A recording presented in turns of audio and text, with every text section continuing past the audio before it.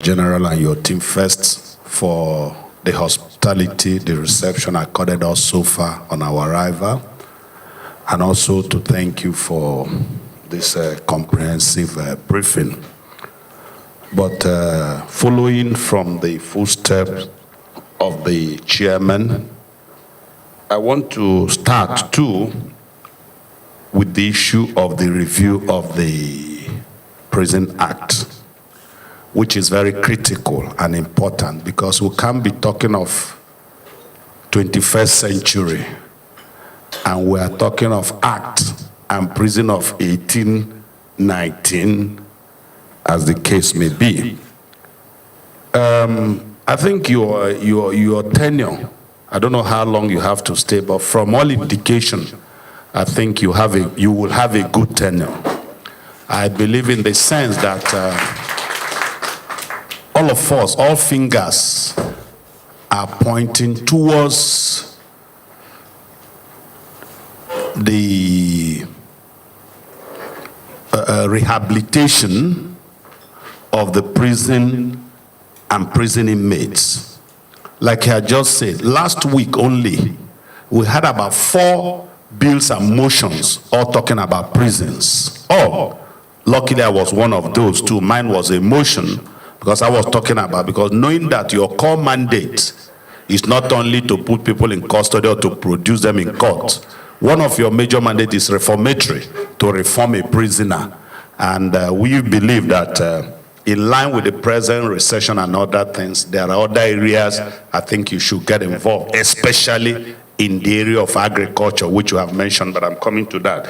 So what I'm saying is that I hear I think somebody was here, the director of legal services. You don't need to wait your bill to go through that gamut of going through, it might even stop at AG's office there before going to executive council, and the executive council will schedule it depending on the day they will sit and depending on the priority of issues on the agenda they need to discuss. So what I think the easiest way to go now, if you're really serious, is that let's have, as your committee, let's have a copy of the draft so that we work together with the bills, members' bills that are already with us, that we're going to consider in the next 1, 2, 3 weeks. Like he said, you will also be invited during the public hearing. But you see, if we have access to that your draft, it will help us, because if we pass a bill and you now bring the executive, it would have been overtaken by event. So it will be an effort in futility. So your best option is that now you have a committee, we have come. So let's have a draft, even if it's still going. It doesn't matter. Then we will work with it in tandem with the ones we have already, which you will also be there to defend anyway, or to add or subtract as the case may be. So what I'm trying to say really is that the ball is now in your court. It's not also asking us now to assist you. We want you to assist us to assist you. Am I clear? Then adequate budgetary allocation, he has also alluded to that. Part of the primary function of this of the parliament that has the power of the purse, and why we are here, is to look at the money appropriated to you to see whether they are channeled towards the purpose for which it was allocated. And it goes 2 ways. If we find out it's been properly utilized and there is need for more, we will do that. But if we find out that it's not properly channeled to the purpose it's meant for, instead of even getting more, you will get less. That is the essence of oversight. And like I told you privately inside that, yes, part of the major program is to look at the performance of your budget.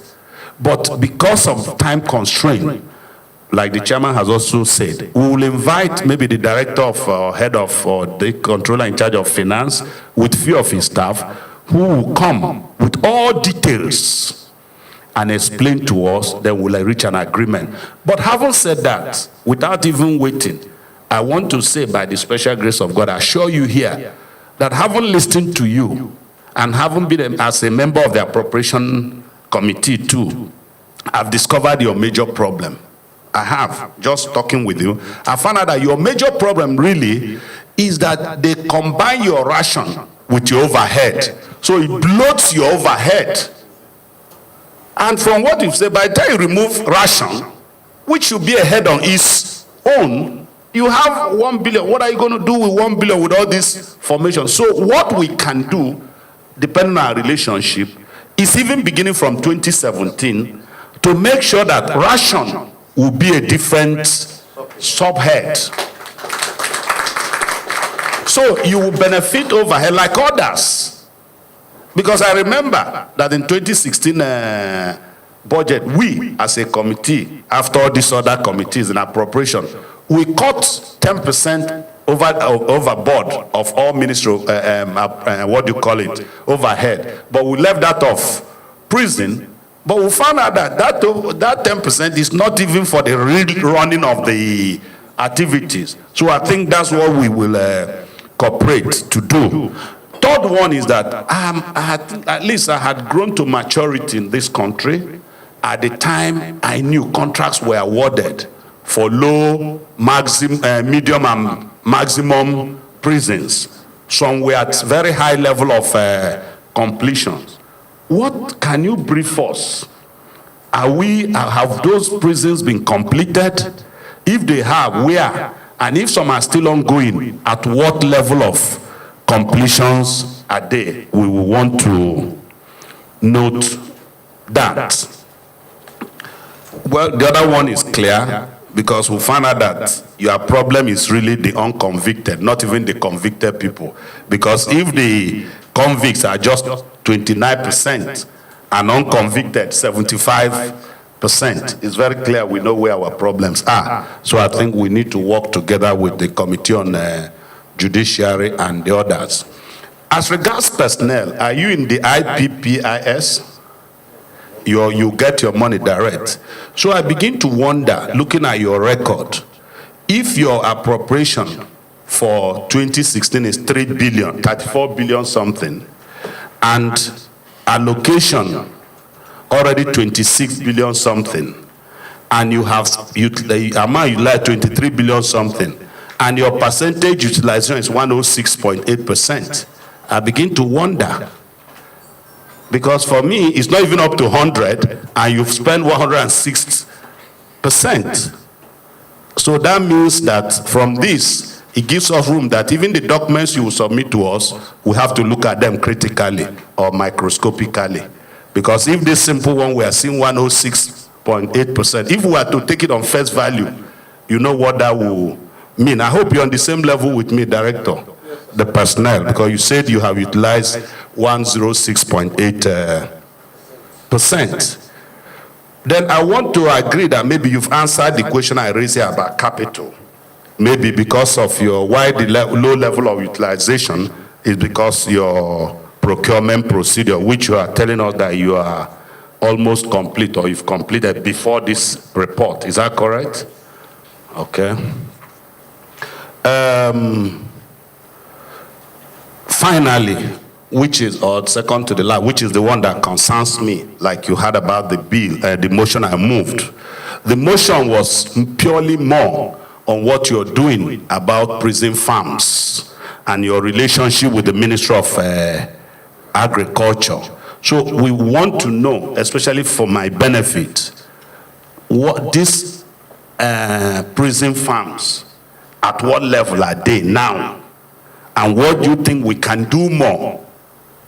Knowing that the present change mantra talks about diversification of our economy, and we want to go back to the roots, which is agriculture, which used to be our main stay. So I believe that even from here, even all these unconvicted people, if we can maximize them, maximize their ability in terms of farm production, maybe what you get from farm might even be more than what you're getting from the allocation.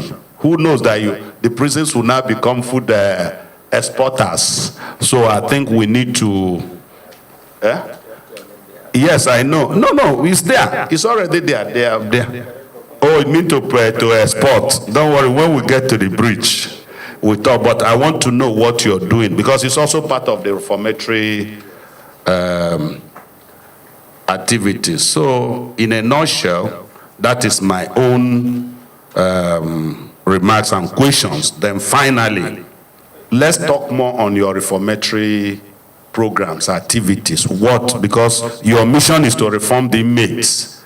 So can we know exactly what you have done or what you're doing in this reformatory activity, which is part of your core mandate?